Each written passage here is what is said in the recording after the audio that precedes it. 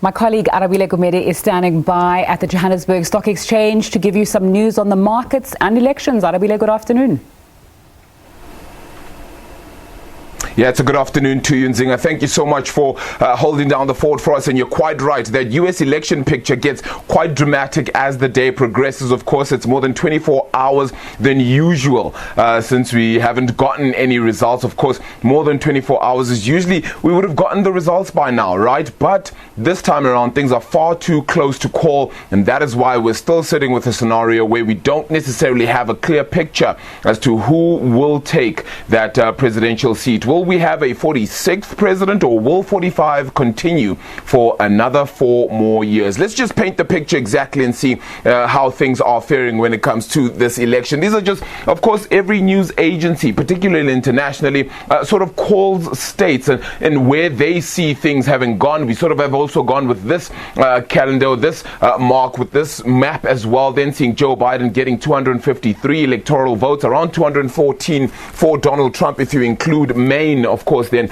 out in the far east with regards to the United States' picture. The big question mark has always been around Arizona. Calling this has been the fate of many other news agencies across the world. The problem with that, however, is that Joe Biden does lead in Arizona, but that lead keeps on shrinking. And the problem there then is that with 79,000 points or 79,000 votes having been led in Arizona, it was sitting at around 220,000 a little bit earlier on. So there's a big problem with calling that at this point in time, and so that's why leaving it blank. It does have 11 electoral college votes as well, which is why you may see some places sit with 264 electoral college votes for Joe Biden, but it may still be a little too early to call. It around 89% with regards to the estimate on how many votes have actually been taken into account for Arizona then at present. Nevada is also a tight one to call at present. More than just 7,000 votes is how much Joe Biden is leading on. If he maintains Nevada and keeps Arizona,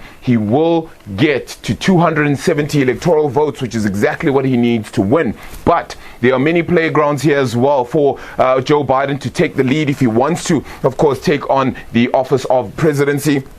He can turn Pennsylvania. We saw a lead of around 600,000 votes here for President Donald Trump. He is still leading the state by around 164,000. But the question marks here have certainly been around the votes that are now coming in at around 90 to 95% of the vote having been counted thus far, and what that means for the number of votes that are coming in now. It seems that a whole lot more mail-in ballots have been of immense question now, and those are the ballots that are coming through, which means that they could be skewed Democratic. And if that so happens, it is a pathway, it is a possibility for Donald Trump to perhaps lose Pennsylvania. But the states of Georgia and North Carolina have also sat in red for now. Again, Georgia, one of those where Donald Trump's lead does seem to be shrinking. If Donald Trump maintains Georgia, maintains North Carolina, and gets himself Pennsylvania, he could certainly then have to take one of these two to take the office then of the presidency. So it gets very interesting,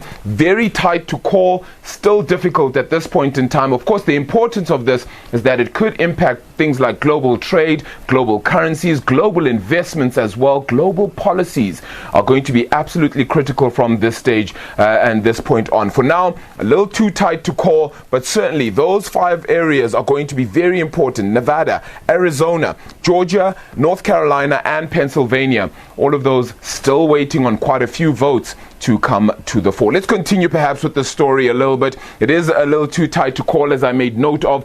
Joe Biden does look to be headed in the right direction, but as we said, too tight for this point in time. The latest results indicating that he is edging, however, ever closer to that 270 mark. He certainly is. That's Joe Biden. He certainly is in the lead.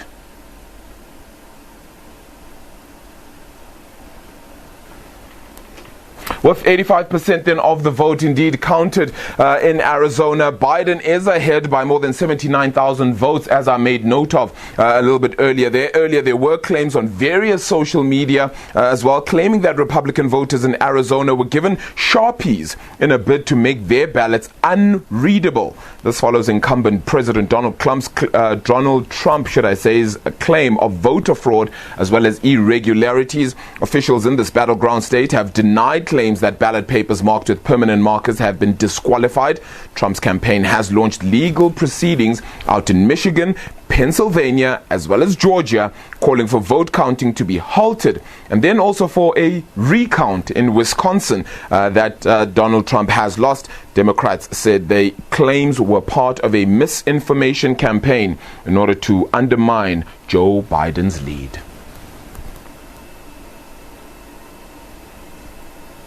Meanwhile, wary from one of the most bruising U.S. presidential races, perhaps even in modern times really, Republican and Democratic voters have expressed a state of high anxiety with the election outcome. It seems to, of course, be dragging on, and that is impacting things, of course. Biden supporters expressing fear that the Republican incumbent might not accept the election result. He has touted this for quite some time if he were to lose. Many in Trump's voter base, meanwhile, echoed his unsubstantiated allegations of widespread electoral tampering. In Detroit, about 30 observers, mostly Republicans, were barred from entering a vote counting hall by election officials. They gave reasons for indoor capacity restrictions imposed to prevent spread of the coronavirus. Police were also called in to enforce that decision.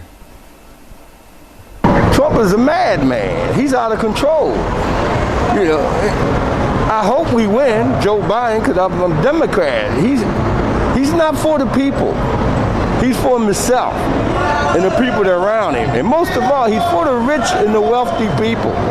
He don't care about no poor people, whether they're African American or Chinese or Puerto Rican or Asian or whatever, or white. He's trying to use the stimulus check to try to he's trying to use the stimulus check to stop it, but what the people does not know that even if he win or not or lose, the check is still not going to give out until January when the president gets in the office. So I don't understand if they're thinking about a stimulus check, they need to get their mind off of it. Like, it's a done deal. Like, and he likes to sue. Like, he act like he's a bully. That's just all it is. And what you're supposed to be bullying, you're not bullying it. You going beyond the point.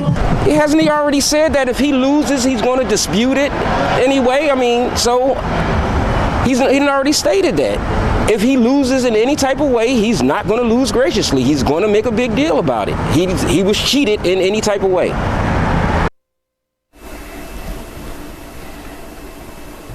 Now, the local currency as well has strengthened against the US dollar based on this election. The US dollar, in fact, is thought to have weakened on uncertainty around the outcome of this US presidential election race and possible contestation around key state results, as we've made note of behind me. Now, although another theory advanced is that the Democratic runner, Joe Biden, is close to getting the critical 270 electoral college votes needed to get his clutches on the presidency, an assumption that the Democrats will approve a massive fiscal stimulus plan is also said to be responsible for the dollar weakness and therefore getting some rand strength in the picture. The rand was trading at around 15.83 versus the US dollar as at 12:15 South African time, but it's expected that volatility will remain the name of the game until such a time a decisive winner is declared in the US election.